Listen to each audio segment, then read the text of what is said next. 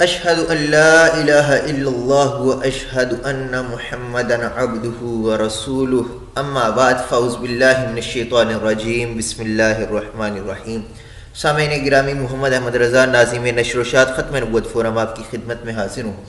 جیسا کہ آپ کو پتہ ہے کہ ہمارے YouTube channel end of prophethood پہ رد الحاد کی ویڈیو سیریز کا سلسلہ جاری ہے۔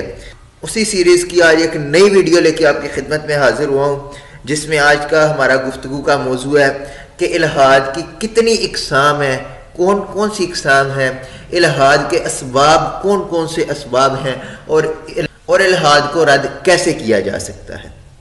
سامعین گرامی، سب سے پہلے الحاد کو سمجھنے کی غرض سے ہمیں الحاد کو کئی قسموں میں تقسیم کر سکتے ہیں، جیسا کہ علمی الحاد، نفسانی الحاد، نفسیاتی الحاد، معاشرتی الحاد وغیرہ وغیرہ۔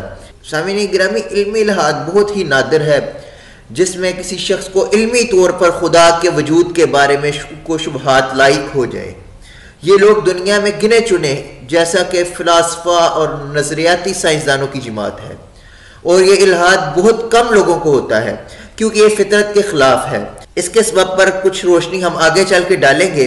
سامعین گرامی، نفسانی الحاد ہمارے معاشرے میں بڑے پیمانے پر موجود ہے کہ جس میں ایک شخص کو خدا کے وجود کے بارے میں شکوک و شبہات علمی طور پر لاحق ہو جاتے ہیں، بلکہ وہ اپنی خواہش نفس کے سبب خدا کے بارے میں شکوک و شبہات کا اظہار کرتا ہے۔ اس قسم کے ملحد عموماً اپنے آپ کو بھی دھوکہ دے رہے ہوتے ہیں اور اپنی خواہش کو علم سمجھ رہے ہوتے ہیں۔ دیسی ملحد کی بڑی تعداد ایسے ہی لوگوں پر مشتمل ہے۔ خواہش پر انسان کا معاملہ یہ ہوتا ہے کہ وہ اپنی خواہشات کی تکمیل میں موجود ہر رکاوٹ کو ختم کرنا چاہتا ہے، لہٰذا جب وہ دیکھتا ہے کہ خدا، مذہب اور آخرت کے تصورات اس کی خواہشات کی تکمیل میں اس طرح رکاوٹ بن کہ اس کا ضمیر اسے تنگ کر رہا ہوتا ہے، تو وہ ضمیر کی اس ملامت سے بچنے کے لیے اپنے زبانی لان تان سے اپنے شعور کو اس بات پر قائل کرنے کی ناکام کوشش میں لگ جاتا ہے کہ کوئی خدا نہیں ہے، کوئی سچا مذہب نہیں ہے اور آخرت تو موجود ہے ہی نہیں۔ سامعین گرامی، الحاد کی ایک قسم نفسیاتی الحاد ہے،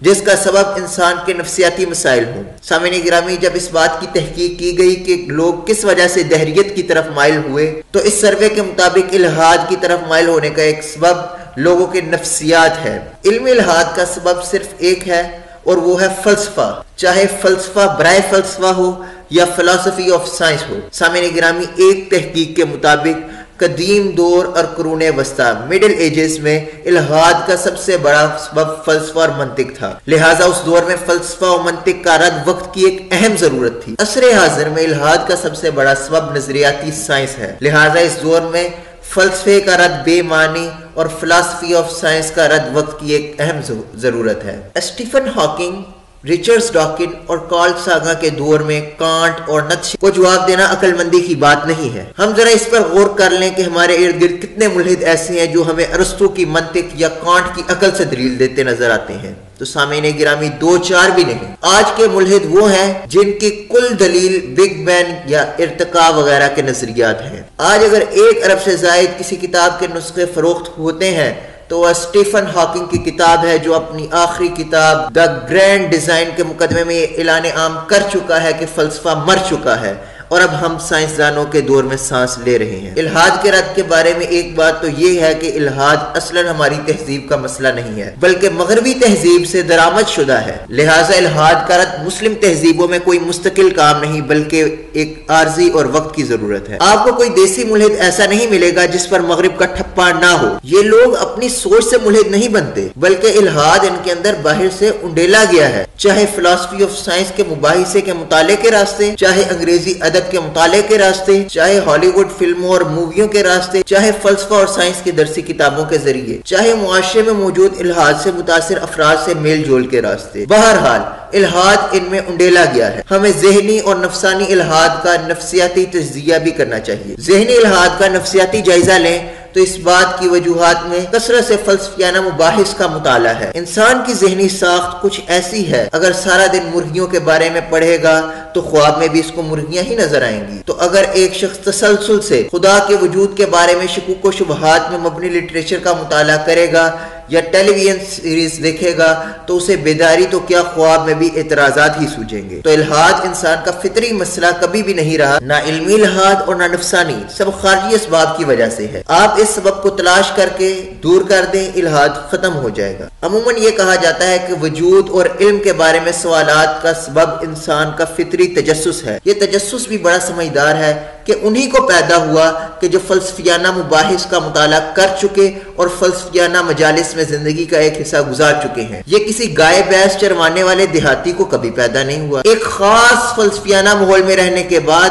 آپ پر جب اس کے اثرات ظاہر ہوں اور آپ کچھ سوالات پر سوچنا شروع کر دیں تو آپ اسے فطرت قرار دیں، یہ کہاں کا انصاف ہے؟ قرآن مجید نے الحاد کو علم کے مقابلے میں ظن و تخمین سے زیادہ مقام نہیں دیا، اور فلسفی کل کی کل ظن و تخمین، اندازہ و گمان، شکوک و شبہات، وہم و قیاس، خیال ہی خیال ہے۔ کیا فلسفی آف سائنس ظن و تخمین نہیں؟ ارشاد باری تعالیٰ ہے وَقَالُوا مَا هِيَ إِلَّا حَيَاتُنَا الدُّنْيَا نَمُوتُ وَنَحْيَا وَمَا يُهْلِكُنَا إِلَّا الدَّهْرُ وَمَا هُمْ بِذَلِكَ مِنْ عِلْمٍ إِنْ هُمْ إِلَّا يَظُنُّونَ۔ اور بولے وہ تو نہیں مگر یہی ہماری دنیا کی زندگی، مرتے ہیں اور جیتے ہیں، اور ہمیں ہلاک نہیں کرتا مگر زمانہ، اور انہی کا علم نہیں، وہ تو نرے گمان دوڑاتے ہیں۔ یہ گمان دوڑانا، ظن و تخمین، سوچ و بچار، شکوک و شبہات، وہم و قیاس، قرآن نے صرف الحاد کو علم کے مقابلے میں صرف اتنا ہی مقام دیا ہے۔ سامعین گرامی، الحاد کا سبب بعض اوقات آزمائش بھی بتلایا جاتا ہے کہ بعض اوقات لوگ ذہنی ڈپریشن کا شکار ہو کر گمان و اندازہ، شکوک و شبہات، وہم و قیاس،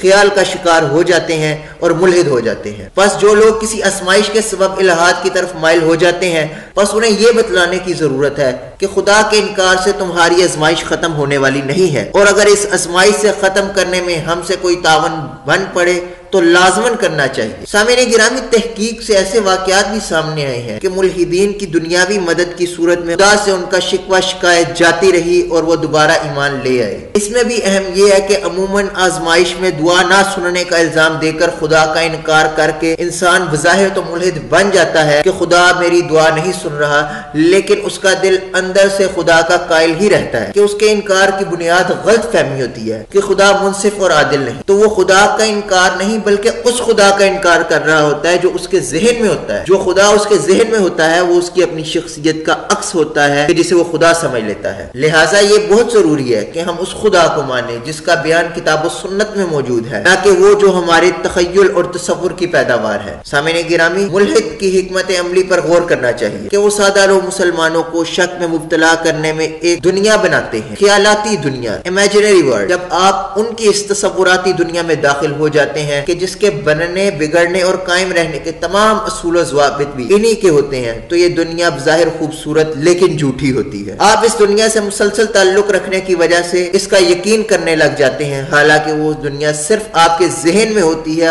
خارج یعنی باہر حقیقت میں اس کا کوئی وجود نہیں ہوتا۔ یہ کمال عصر حاضر کے ملحدین میں پایا جا رہا ہے۔ سامعین گرامی، ایک بات یہ بھی ہے کہ الحاد اور دہریت کوئی علمی مسئلہ نہیں ہے کہ ہم اس کا علمی جواب تلاش کرنے میں لگ پڑے۔ خدا کا بڑا احسان ہے کہ اس نے اپنی دلیل میرے وجود کے اندر رکھ کر مجھے اس دنیا میں بھیجا ہے۔ سامعین گرامی، فتنہ الحاد کا 90% شکار وہی ہوتے ہیں جو اپنی مرضی کی زندگی گزارنے کے لیے خدا کا انکار کر دیتے ہیں، کیونکہ خدا تو قدغن لگاتا ہے۔ ایسے ملحدین کو نفسانی ملحد کہتے ہیں۔ جب وہ لوگ دہریت کا، الحاد کا شکار ہوتے ہیں، جو نفسیاتی مریض ہوں، ڈپریشن کا شکار ہو جاتے ہیں۔ یہ تھا ہمارا آج کا موضوع جو اپنے اختتام کو پہنچا۔ امید ہے آپ کو بات سمجھ آ گئی ہوگی۔ بہت شکریہ۔ السلام علیکم ورحمۃ اللہ وبرکاتہ۔